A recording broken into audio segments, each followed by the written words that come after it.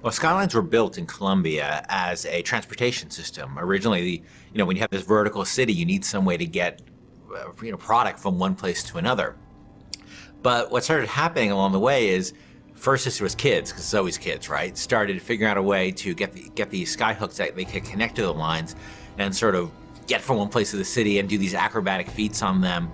But as the situation in Colombia started devolving and the place got more violent and normal routes of transportation started getting disrupted, and people started using the skylines to get around. The Vox Populi and the founders started using it in combat situations. And all of a sudden, the requirement for guys who knew their way around a skyline and who could fight effectively on the skylines became way more important. And by the time Booker gets to Colombia, the skylines have a broad range of usage, and you'll see in the demo, cargo being moved around on those things. That creates even a more hazardous situation. But there's also people using it for all kinds of purposes, including and especially combat.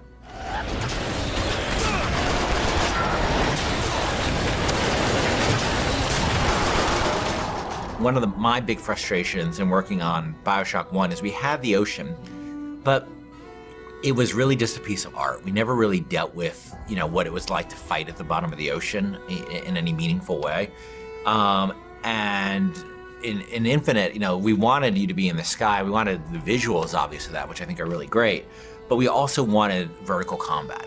And we played around with lots of ideas for like using flight and stuff like that for a while. But in the end of the day, to me, the experience of being on a plane versus the experience of being on a roller coaster is a very different experience.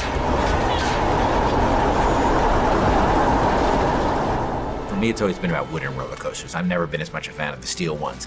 And that sort of clackety-clack feeling of, that going up to the top of a hill and then going over, and that amazing feeling you have.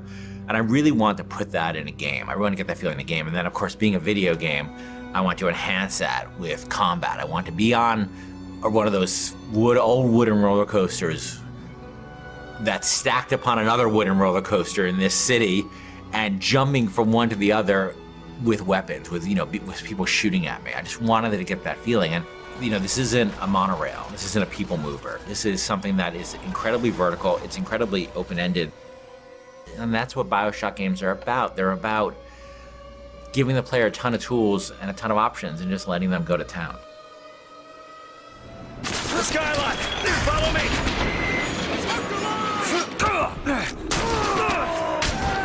To tell you the truth, it took a long time to get it right, but I think we're really at the stage now where it feels just great, and it looks awesome, and it feels awesome, and it's one of our biggest challenges on Infinite, and I think we're really getting there.